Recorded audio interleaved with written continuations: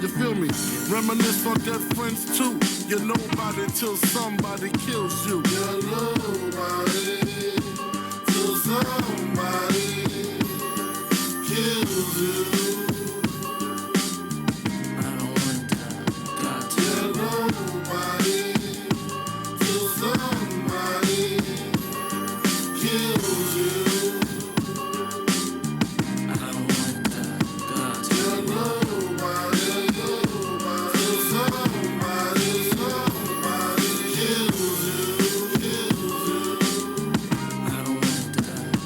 You're nobody till somebody kills you.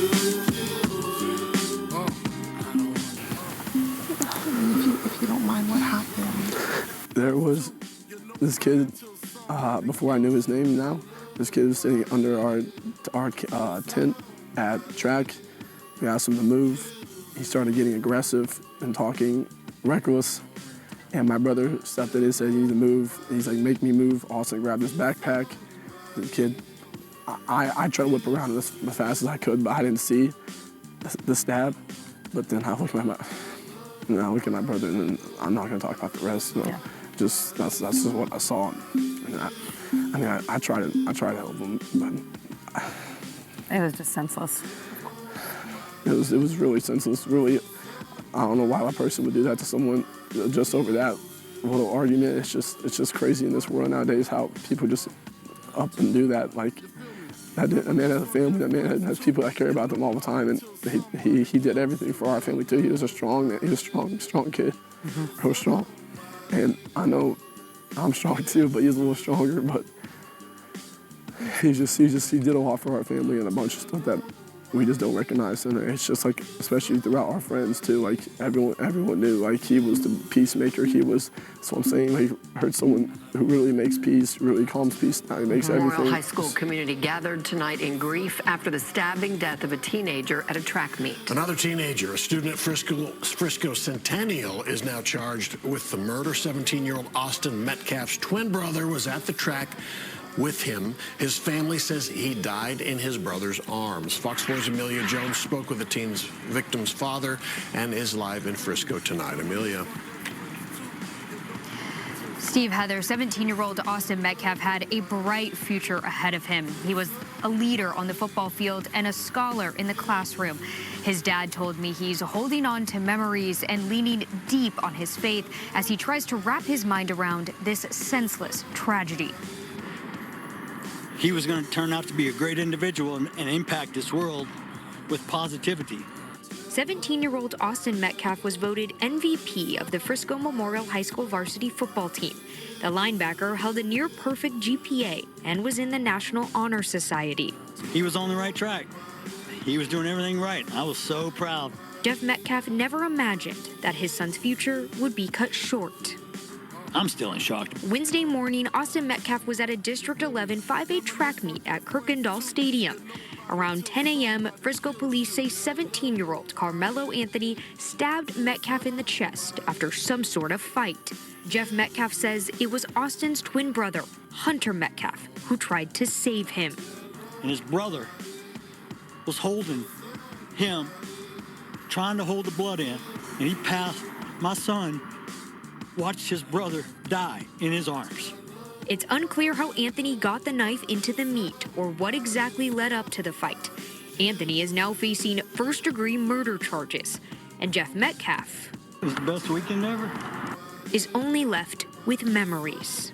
I was able to watch and be blessed so much. But having both my sons are amazing. When Jeff Metcalf was diagnosed with cancer 9 years ago, his boys were his strength. Now cancer-free, it's his faith that's keeping him strong. And when I kissed his forehead today, as his body was cold, I ran my fingers through his hair. I told him it's not goodbye. It's see you later. I'll join you at some point too, son. You just beat me to this place. Wednesday night, the family's church opened its doors for the community to gather for a prayer vigil to honor a young man whose life touched so many. But I know he's with the Lord. And I take comfort and peace in that. In our conversation, Jeff mentioned that he hopes his son's death brings changes to security so no other parent has to go through this. Memorial High School will honor Austin tomorrow during second period. And they say you're nobody until somebody kills you. In this case, it applies exponentially. What's up, everybody? It's Mr. 100K a day with another episode here with the biggest hater in track and field. A white kid, privileged white kid, gets murked, stabbed in his heart at a track meet. Track meets are usually considered to be non-confrontational places, but yesterday, on Wednesday, April the 2nd, it turned to be a time to kill, or a place to kill, however you want to analyze it. So this kid named Mr. Metcalf, Austin Metcalf, got murked by a black kid. You know, his father's all on the news now saying my baby never hurt nobody, but he still got smoked at Bebe's party. He's not the first nor the last. Nothing but a short story from the past. Now, nobody's going to make fun of a father's grief. We all understand that he's probably in pain right now. But we don't know the whole story.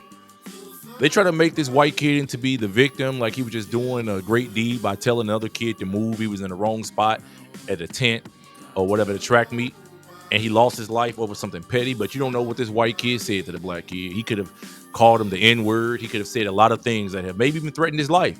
His brother said he was reaching in his bag. His twin brother said that he's reaching in his bag. So he could have said, I'm going for my Glock. You don't never know.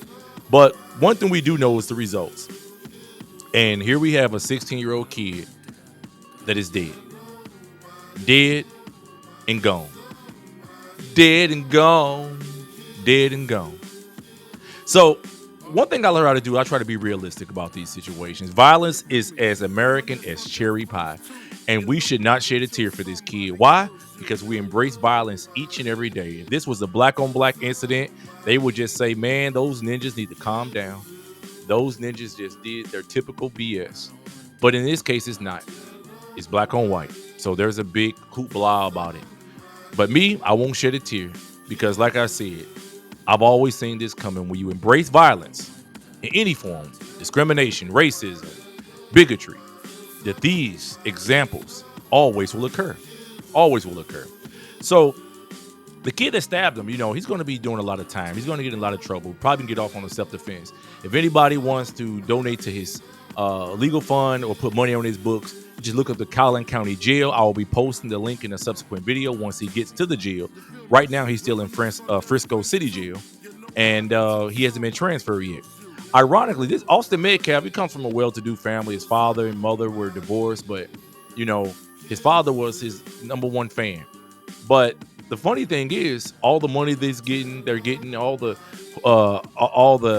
accolades that he claimed to have and come from a great upper middle class white family, they got a GoFundMe trying to support this guy. They don't say they need to GoFundMe money to bury the kid. Maybe he had insurance. They don't. They just said on their GoFundMe, you can read it yourself. It said this GoFundMe is to honor Austin Metcalf and help his family heal. Look, if black folks had money to help them heal every time somebody in their family dies, whether young, old, or through violence or not, we'd be multi-billionaires. Why should we donate any money to this family just because one of their sons got murdered?